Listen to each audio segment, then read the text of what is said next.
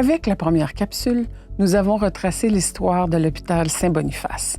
Mais aujourd'hui, nous allons concrètement explorer comment cet hôpital a toujours été au service de la communauté et comment il a réussi à s'adapter et à grandir à travers les époques pour assurer des soins de qualité, sécuritaires et empreints de compassion.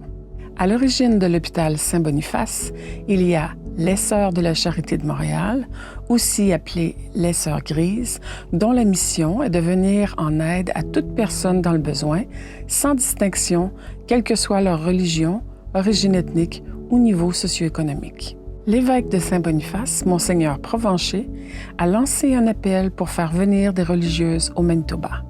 Appel auquel ces Sœurs Grises de Montréal ont répondu. Des 38 sœurs, 27 étaient prêtes à partir et ce sont finalement 4 sœurs qui ont entamé ce voyage vers l'Ouest en 1844. Sœur Marie-Louise Valade, la mère supérieure de la mission, Sœur Eulalie Lagrave, qui était l'infirmière du groupe, Sœur Gertrude Coutelet, aussi appelée Sœur Saint-Joseph, et Sœur Edwige Lafrance.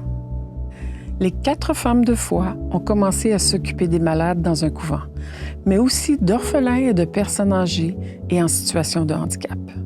Et très rapidement, le besoin en soins est devenu trop important par rapport à l'édifice, ce qui a mené à la construction de l'hôpital Saint-Boniface, que l'on connaît aujourd'hui, fondé en 1871 et qui abritait alors 4 lits. C'était le premier hôpital de l'Ouest canadien fondé sur les valeurs des Sœurs Grises, la compassion, le respect et la dignité. 2 autres valeurs phares sont la charité, car les services de soins proposés étaient le plus souvent gratuits, et bien sûr, l'universalité. Bien que les sœurs soient catholiques et francophones, elles soignaient tout le monde sans aucune distinction. Les sœurs vont très vite devoir s'occuper de malades contagieux, notamment en 1894 avec des patients atteints de la variole qu'elles vont traiter dans une maison voisine de l'hôpital, la maison Magé. Vu que ce besoin de place pour des malades contagieux augmente, le pavillon Saint-Roch va être créé l'année suivante, en 1895, pour accueillir le premier patient atteint de diphtérie. 4 années plus tard, en 1899, ce pavillon Saint-Roch peut accueillir 50 patients et devient un hôpital indépendant, l'hôpital Saint-Roch. Cette année-là, toujours en 1899, la ville de Winnipeg connaît une grande épidémie de diphtérie et de fièvre typhoïde. Une épidémie tellement grave que l'hôpital général de Winnipeg doit fermer. C'est ainsi que l'hôpital Saint-Boniface récupère et soigne bien plus de patients encore. Cette vocation de répondre avec amour et compassion aux besoins de la communauté dépasse l'aspect purement médical. En mai 1924, le contexte économique très fragilisé de l'époque pousse l'hôpital Saint-Boniface à créer une clinique externe de services sociaux pour venir en aide aux plus démunis. Cette clinique offre des examens médicaux gratuits et même des examens dentaires quelques années plus tard. Elle propose aussi des aides pour se procurer des vêtements, de la nourriture et des médicaments. Au-delà des besoins physiques et sociaux couverts par l'hôpital, il y a aussi une forte volonté de représenter un espace d'accueil et d'ouverture. Le 1er janvier 2005, le service de pastoral de l'hôpital s'ouvre à toutes les religions et devient le service de soutien spirituel. Ce service comporte des représentants de divers groupes confessionnels. Si le legs des Sœurs Grises est bel et bien notable dans la volonté d'offrir des soins de qualité, il l'est aussi dans sa conception de voir la santé comme un tout. Et l'on sait aujourd'hui que l'art a aussi une vocation thérapeutique. C'est donc en 2007 que l'hôpital apporte l'art à ses patients et à son personnel soignant avec l'inauguration de la Galerie d'art Buehler, un espace de 400 pieds carrés ancré au sein même de l'hôpital. Il s'agit de la toute première galerie d'art en milieu hospitalier du Manitoba, la première aussi à avoir son propre espace dans un hôpital au Canada. Pour toujours parvenir à servir sa communauté, des ajustements et des améliorations sont nécessaires pour évoluer avec son époque.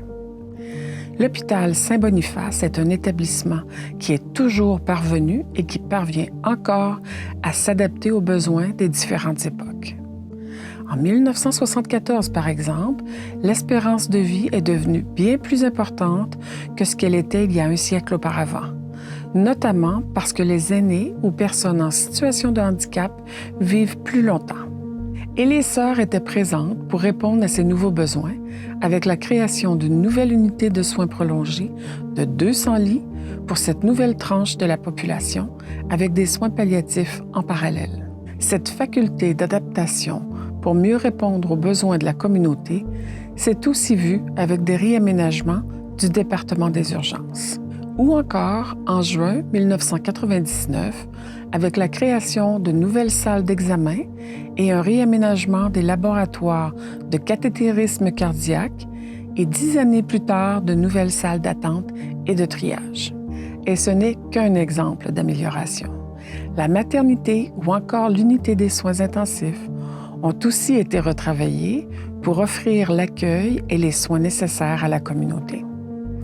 Très récemment, cette année, l'aile de psychiatrie de l'hôpital a été entièrement rénovée pour accompagner les patients atteints de troubles de la santé mentale dans le meilleur cadre possible. J'ai parlé des valeurs fondamentales des Sœurs Grises, notamment de cette notion de compassion.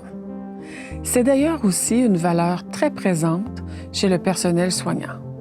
Dans les années 2000, l'hôpital Saint-Boniface avait le meilleur ratio, une infirmière pour 4 patients de tout le Canada. Il s'agit d'un ratio qui permet évidemment d'offrir des soins davantage personnalisés, adaptés et compatissants. Conscient que la santé du personnel est primordiale pour atteindre notre mission, une salle de conditionnement physique ouvre en 2000 pour le personnel, le Staff in Motion. Le comité du personnel, à l'initiative de cette salle de conditionnement, a aussi créé des programmes d'aide aux employés pour assurer leurs besoins en termes de santé mentale avec des programmes comme Employee Assistance Program ou encore Crisis Response Team. Et à la fin des années 2010, début des années 2020, un projet mené par la Corporation catholique de la santé du Manitoba a été adopté par l'hôpital Saint-Boniface, le projet Compassion envers les patients et envers soi-même. Il s'agit d'ateliers et de formations de pleine conscience offerts au personnel soignant pour apprendre à développer cette compassion envers soi-même et à apprendre à vivre dans le moment présent. C'est un programme qui a été utilisé à tous les niveaux, y compris la direction. En juin 1969, le directeur Anthony Quaglia succède à Sœur Délia Clermont et représente donc une transition vers une direction laïque de l'hôpital Saint-Boniface. Mais les valeurs fortes de respect, compassion et service sont intégralement conservées. Ce sont d'ailleurs ces valeurs fondamentales qui sont réitérées en 1991 avec un nouvel énoncé de la mission qui insiste sur l'engagement envers la qualité des soins pour tous, la notion de service à la communauté, les soins compatissants et respectueux et les valeurs judéo-chrétiennes des fondatrices.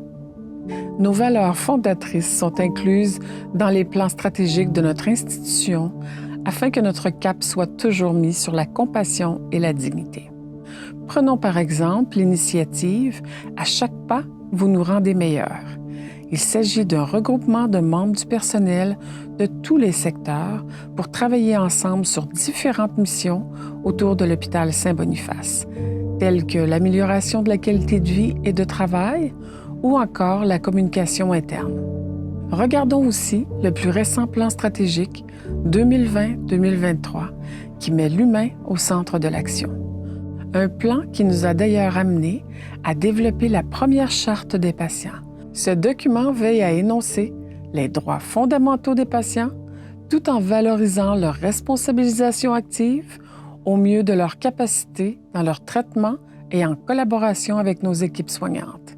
L'hôpital Saint-Boniface a donc traversé beaucoup de changements à travers toutes ces époques. Mais les valeurs phares de compassion et d'amour envers la communauté sont restées intactes, ce qui a permis à cet établissement de conserver son identité et sa mission initiale à travers ce siècle et demi. Dans le prochain volet, nous nous pencherons sur les différents accomplissements de cet hôpital et surtout son statut de pionnier dans plusieurs domaines.